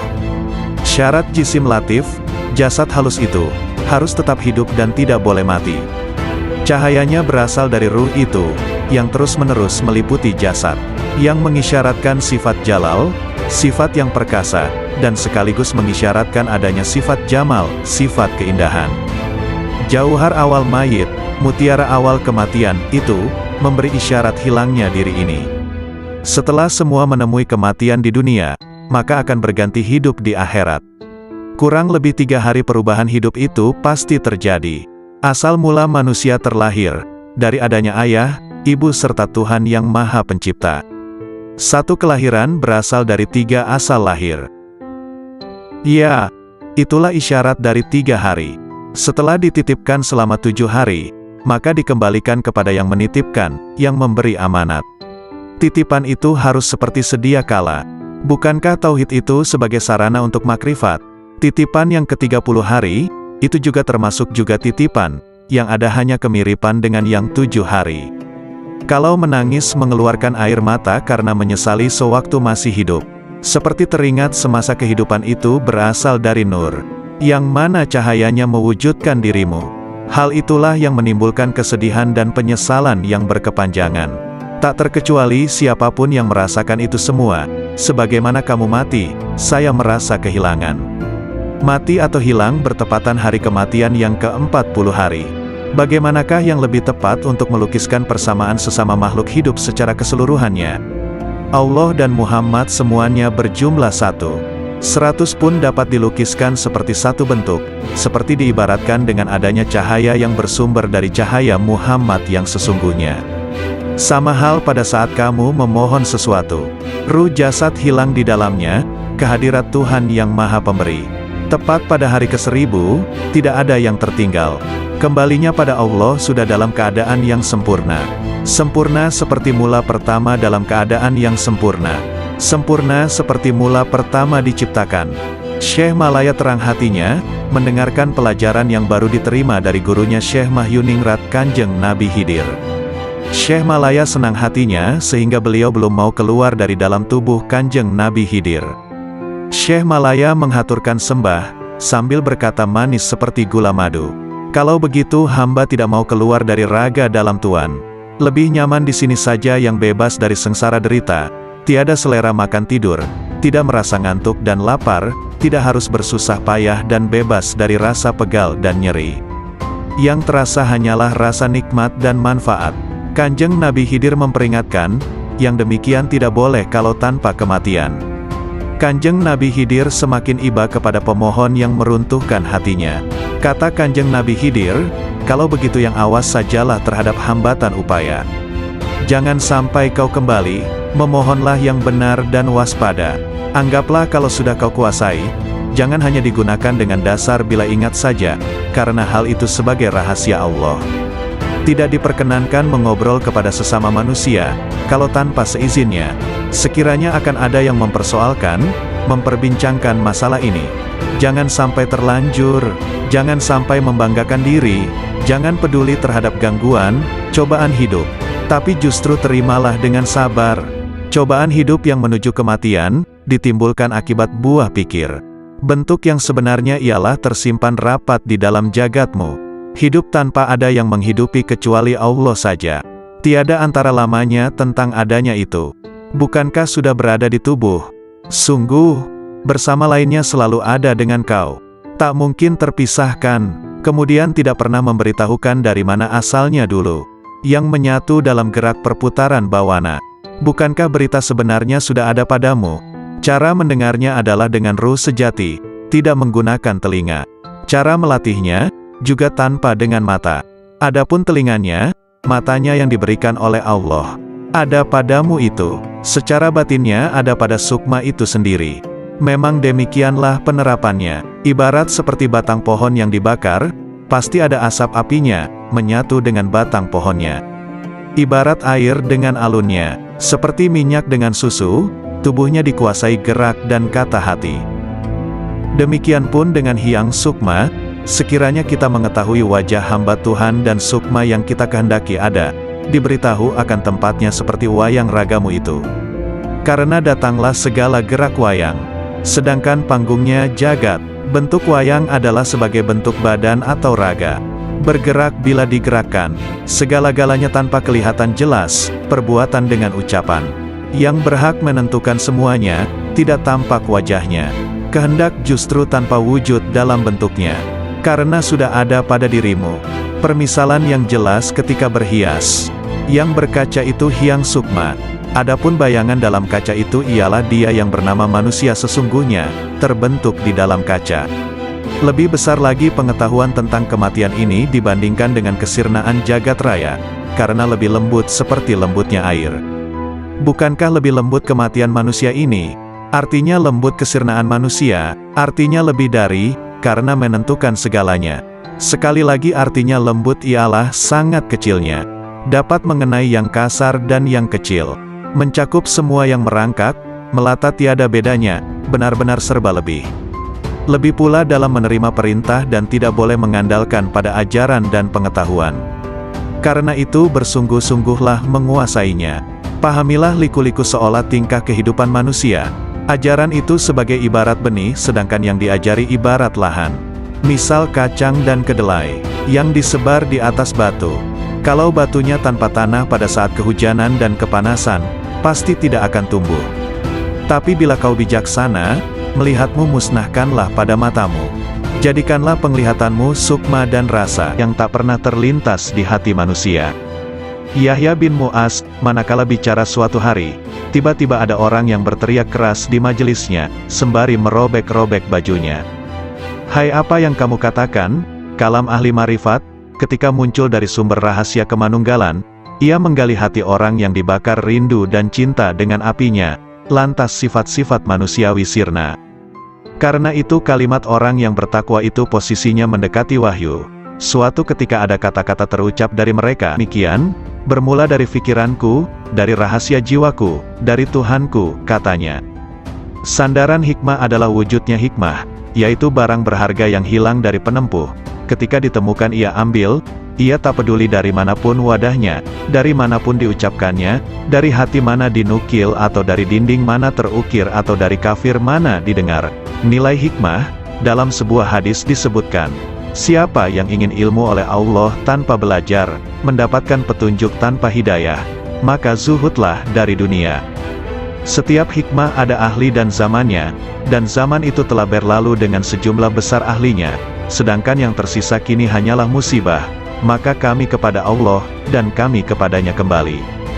Carilah lampu-lampu kalam kaum arifin sebelum mereka wafat, suatu nikmat yang kalian rasakan kemuliaannya, keutamaannya yang paripurna, dan Luqman dipilih oleh Allah dengan hikmah, karena kemuliaan hikmahnya, hikmah itu sidikun, kebanggaan mutakun, firdaus para arifun, warisan para nabi dan mursalun, burulah sebelum sirna.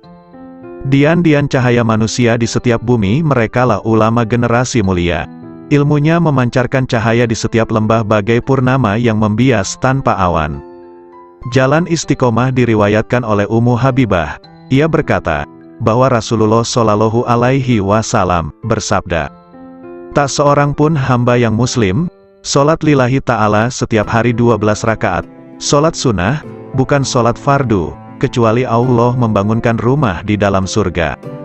Hadis riwayat Muslim, Abu Dawud, Tirmidzi dan Nasai. Hadis ini memotivasi untuk menegakkan ibadah-ibadah sunnah, karena ibadah sunnah salah satu bentuk takarub kepada Allah Ta'ala, sekaligus menjadi bekal kaum arifun dalam menempuh jalan menuju kepada Allah Subhanahu wa Ta'ala, sekaligus menjadi perilaku kaum yang mengkhususkan, menyendiri, jiwanya di sisi Allah Subhanahu wa Ta'ala.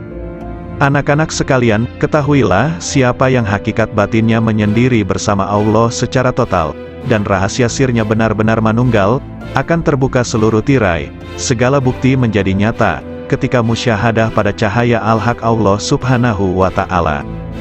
Di sanalah Allah menuangkan minuman dengan gelas cintanya, hingga ia mabuk dari lainnya, segalanya menjadi riang nan ringan, segala diamnya adalah zikir, nafasnya adalah tasbih, kalamnya adalah penyucian, dan tidurnya adalah solat, doa. Sang hamba senantiasa menaiki kendaraan marifat, hingga bertemu yang dimarifati. Bila sudah bertemu, ia abadi selamanya bersamanya, tidak berpaling ke lainnya.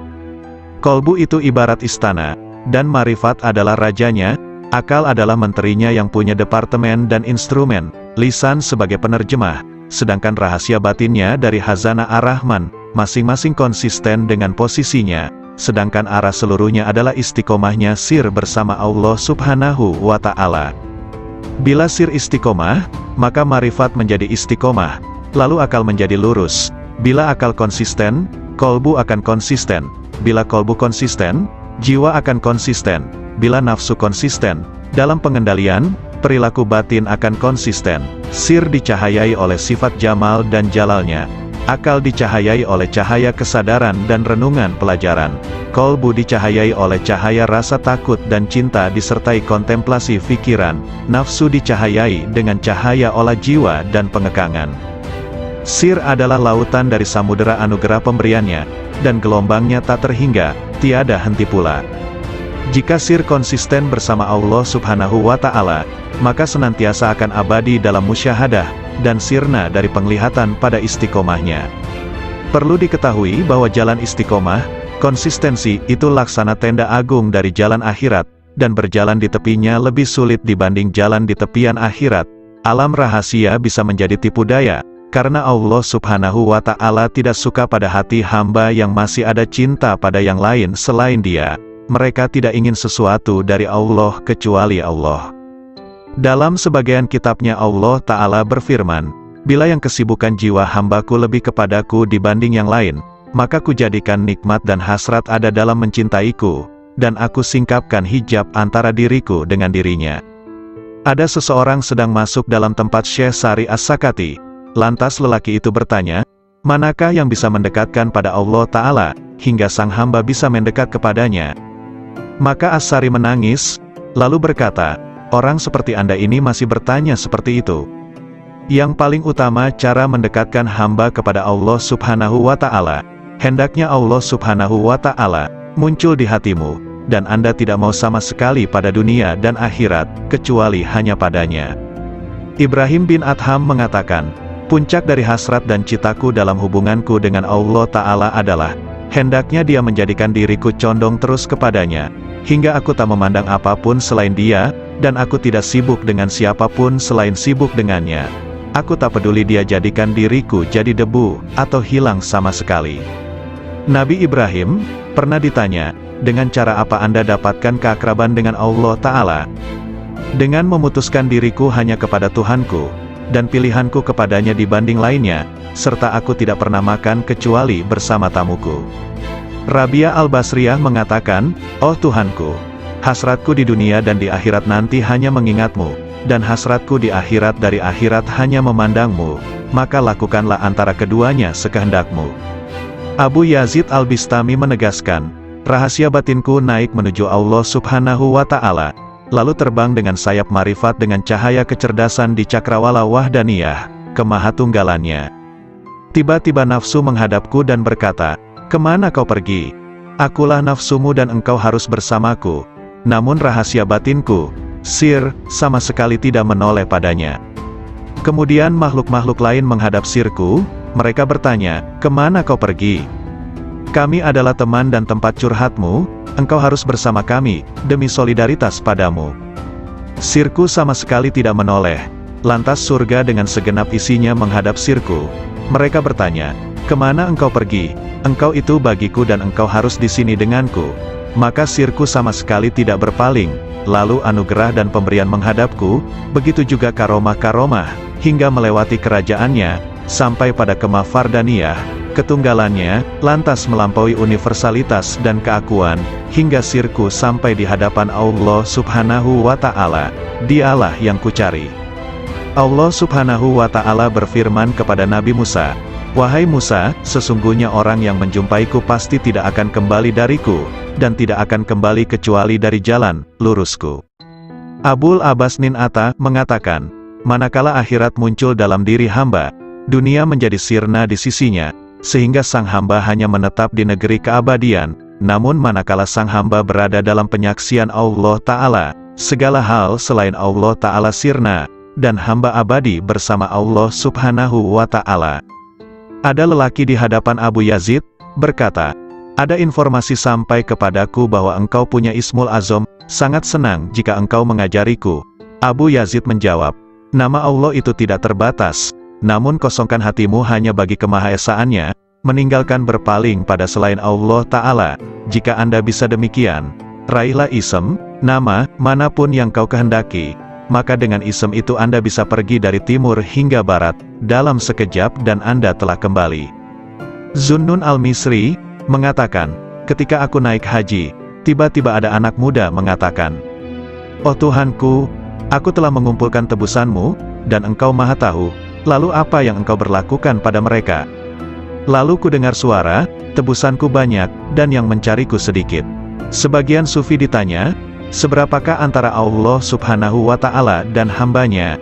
4 langkah saja, 1 langkah meninggalkan dunia, 1 langkah meninggalkan makhluk, 1 langkah meninggalkan nafsu, dan 1 langkah meninggalkan akhirat, maka sang hamba sudah di hadapan Allah Subhanahu wa Ta'ala, jawabnya. Sari berkata, siapa yang bangkit untuk taat kepada Allah Ta'ala tanpa ada yang lain, Allah akan memberi minuman dari mata air cinta darinya, dan dihantar menuju tempat yang benar.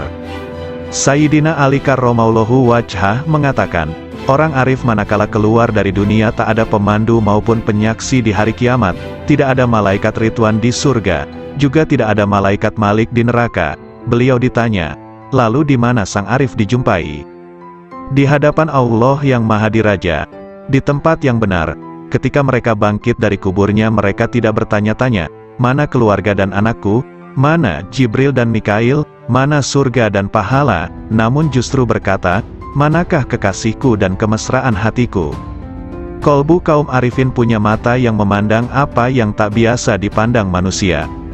Sedangkan lisannya berkata dengan rahasia batinnya munajat dari malaikat-malaikat mulia di sisinya yang mencatat sayap-sayap yang terbang tanpa bulu hinggap di sisi Rabbul Alamin. Lalu bagai gembalaan di taman suci menari dan meminum dari lautan para rasulnya, para hamba yang menuju kepadanya hingga mendekat, sampai bertemu dengannya. Di balik keajaiban kasih sayang, Rasulullah Shallallahu Alaihi Wasallam bersabda, orang yang memiliki kasih sayang, bakal disayang oleh Allah yang Maha Penyayang, yang Maha Memberi berkah dan Maha Luhur. Karena itu berikan kasih sayang kepada siapapun di muka bumi, maka yang di langit akan menyayangimu. Hadis riwayat Ahmad, Abu Dawud dan Tirmidzi. Dalam hadis yang mulia ini ada keajaiban yang luar biasa dari ilmu-ilmu dan rahasia Allah, di mana Al-Mustafa Nabi Muhammad Shallallahu Alaihi Wasallam memerintahkan adanya cinta dan kasih sayang terhadap semua makhluk di muka bumi, agar kasih sayang dari malaikat luhur di langit melimpah pula. Karena langit adalah jalan bagi turunnya kasih sayang ilahi, dan tempat sumber limpahan-limpahan alam cinta dan kasih sayang, sekaligus tempat hunian para malaikat yang dijadikan sebagai perantara rahasia-rahasia antara dirinya dan para makhluknya. Bila Allah melimpahkan rahmat dalam rahasia malaikat rizki, maka Allah memberikan pertolongan kepada pencari rizki. Bila Allah melimpahkan rahmat kepada rahasia pencatat amal, maka Allah memberikan kelupaan hamba terhadap keburukan-keburukan. Bila Allah melimpahkan pada rahasia malaikat rakib, maka Allah memberikan pertolongan dan kasih sayang. Kasih sayang adalah perilaku jiwa kaum arifin dan sekaligus menjadi miraj kalbunya menuju Tuhannya. Sedangkan hamba-hamba Allah yang arifin tadi merupakan pantulan manifestasi rahmat Tuhan semesta alam bagi para makhluknya, dan Dia adalah Maha Suci nan Maha Cinta dan Kasih. Anak-anak sekalian, bila kalian mewujudkan sifat kasih sayang kepada sesama makhluk, Anda pasti dirahmati. Jika Anda bermajlis dengan kaum arifin, pasti Anda sukses jiwamu. Jika Anda bertanya pada kaum yang penuh hikmah Rabbaniyah, pasti Anda mendapatkan pengetahuan. Segala sesuatu itu ada kuncinya. Kunci ilmu itu bertanya. Jika tidak tahu, jika Anda bisa hendaklah bermajlis dengan kaum arifin, yang bisa Anda gali pengetahuan mereka dan hakikat rumusnya, kelembutan isyaratnya, maka sungguh Anda meraih keuntungan. Karena yang paling mulia di antara para ulama adalah ulama Robbaniyun, yang sangat agung dibanding siapapun di muka bumi selain Allah. Karena mereka ini adalah kekasih-kekasih Allah dan pengemban amanah rahasianya. Maka jagalah kehormatan mereka, gerakkan intuisi mereka dengan bertanya yang baik, karena gejolak ombak dari intuisi kaum arifin itu tidak akan pernah sirna keajaibannya. Maka cukuplah disebut tolol bagi seseorang yang tidak mau belajar pada mereka, meraih limpahan dari kemampuan mereka, padahal Allah Subhanahu wa Ta'ala telah berfirman, bertanyalah kepada ahli zikir manakala kalian tidak tahu. Nabi Shallallahu Alaihi Wasallam juga bersabda, bermajlislah dengan orang-orang yang berjiwa besar dan bertanyalah kepada para ulama dan bergaulah dengan para ahli hikmah ilahiyah. Adab pencari ilmu. Zunnun al-Misri berkata, ada seorang tokoh di Maroko diceritakan sifat-sifatnya padaku, hingga akhirnya aku menempuh perjalanan ke sana. Selama 40 hari aku diam di sana, namun aku tidak mendapatkan pengetahuan apa-apa. Saya tahu tokoh itu sangat sibuk dengan Tuhannya, padahal aku pun juga tidak pernah sedikit pun mengurangi rasa hormatku. Suatu hari ia melihatku. Dari mana seorang pengembara ini? Tanyanya. Aku ceritakan perjalananku dan sebagian kondisi jiwaku.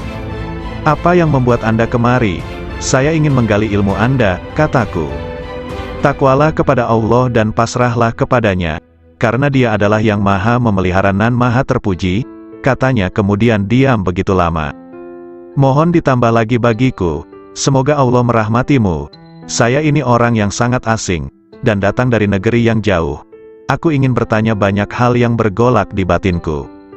Anda ini pelajar, seorang ulama atau peneliti, tanyanya padaku. Saya ini pelajar yang sangat butuh pengetahuan. Nah, Anda sebaiknya tetap di posisi Anda sebagai pelajar, jagalah adab dan jangan melampaui batas, sebab jika Anda melampaui batas adab tadi malah rusak manfaatnya. Para cendekiawan itu dari kalangan para ulama, sedangkan para arifun itu dari kaum sufi yang menempuh jalan kebenaran dan menempuh segala jerih payah kesusahan, mereka pergi dengan kebajikan dunia akhirat.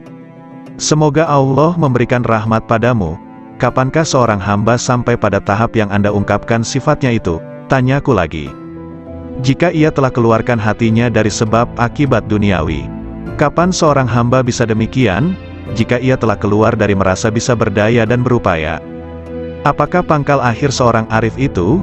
Jika semuanya seperti tiada ketika semuanya ada. Kapan sampai pada martabat sidikin? Jika sudah mengenal dirinya. Kapan mengenal dirinya? Jika telah tenggelam di lautan anugerah, dan keluar dari tempat keegoannya dan berpijak pada langkah keluhuran. Kapan sampai pada sifat-sifat itu? Bila ia duduk di kapal ketunggalan. Apa kapal ketunggalan itu? Menegakkan ubudiyah yang benar. Lalu kebenaran ubudiyah itu yang bagaimana? Beramal hanya bagi Allah Ta'ala, dan ridho terhadap ketentuan Allah. Kalau begitu berilah aku wasiat kepadamu, agar terus bersama Allah. Lagi, cukup Abdul Wahid bin Zaid mengisahkan, suatu hari aku bertemu dengan seseorang ketika di perjalananku, ia memakai baju dari bulu. Aku ucapkan salam padanya. Semoga Allah merahmatimu, aku ingin bertanya suatu hal. Silakan, hari-hari telah lewat dan nafas itu dihitung dan dibatasi, sedangkan Allah terus-menerus mendengar dan melihat. Apakah pangkal takwa itu? Sabar bersama Allah Ta'ala, jawabnya. Sabar itu pangkalnya apa? Tawakal pada Allah. Pangkal tawakal, memutuskan diri hanya bagi Allah.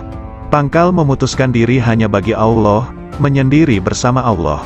Pangkal menyendiri, membuang dari hati, segala hal selain Allah. Kalau hidup paling nikmat, berbahagia dengan zikrullah. Kalau hidup paling bagus, ya, hidup bersama Allah. Apa yang disebut paling dekat, bertemu Allah. Apa yang paling membuat hati lapar, pisah dengan Allah. Apa sesungguhnya cita-cita sang arif, bertemu Allah. Kalau tanda-tanda pecinta Allah itu, mencintai zikrullah. Apakah mesra berbahagia dengan Allah itu, meneguhkan rahasia jiwa bersama Allah. Apakah pangkal kepasrahan diri itu, menyerahkan diri total terhadap perintah Allah. Lalu pangkal menyerahkan diri total, mengingat pertanggungjawaban di hadapan Allah. Apakah kegembiraan paling agung, husnuzon kepada Allah? Kalau manusia paling agung, manusia yang merasa puas jiwanya pada Allah. Lalu siapa manusia paling kuat? Orang yang meraih kekuatan bersama Allah. Kalau orang yang bangkrut itu siapa? Orang yang rela pada selain Allah. Apakah kehilangan harga diri itu? Bila menanjak jiwanya tanpa bersama Allah. Kapan seorang hamba terjauhkan dari Allah? Bila ia tertutup dari Allah. Kapan seseorang itu tertutup dari Allah? Bila di hatinya masih ada hasrat selain Allah. Siapakah orang yang alpa itu? Siapapun yang menghabiskan umurnya tanpa disertai ketaatan pada Allah. Apakah zuhud di dunia itu? Meninggalkan segala hal yang menyibukkan hatinya dari Allah. Siapakah orang yang menghadap Allah? Ya, siapapun yang menghadap pada Allah. Lalu siapa yang lari dari Allah? Siapapun yang lari dari Allah. Apakah kolbun salim itu? Kolbu yang di dalamnya tidak ada lagi selain Allah. Tolong beritahu aku, dari mana Anda makan? Dari kekayaan Allah. Apa sih yang Anda sukai? Apapun yang ditentukan Allah padaku. Kalau begitu beri aku wasiat, lakukan taat kepada Allah dan ridolah kepada ketentuannya, bersenanglah dengan zikrullah, maka kalian akan jadi pilihan Allah. Orang yang mengenal Allah tidak akan maksiat. Suatu hari dalam perjalananku, kata Zunnun al-Misri, aku bertemu dengan orang tua, yang di wajahnya ada tanda sebagai kaum arifin. Semoga Allah merahmati Anda. Manakah jalan menuju Allah? Tanyaku padanya. Kalau Anda mengenalnya, pasti Anda tahu jalan menuju padanya. Apakah seseorang bisa beribadah kepadanya tanpa mengenalnya? Apakah orang yang mengenalnya itu maksiat padanya? Jawabnya, bukankah Adam itu maksiat padanya dengan keparipurnaan marifatnya? Maka dia lupa, dan kami tidak menemukan baginya tekad. Sudahlah, kita jangan berdebat. Bukankah perbedaan ulama itu rahmat? Memang, kecuali dalam soal konsentrasi tauhid. Konsentrasi tauhid yang bagaimana? Menghilangkan pandangan selain Allah karena kemahatunggalannya. Apakah orang arif itu gembira? Tidak menggunakan telinga. Cara melatihnya juga tanpa dengan mata. Adapun telinganya, matanya yang diberikan oleh Allah ada padamu itu. Secara batinnya ada pada sukma itu sendiri. Memang demikianlah penerapannya. Ibarat seperti batu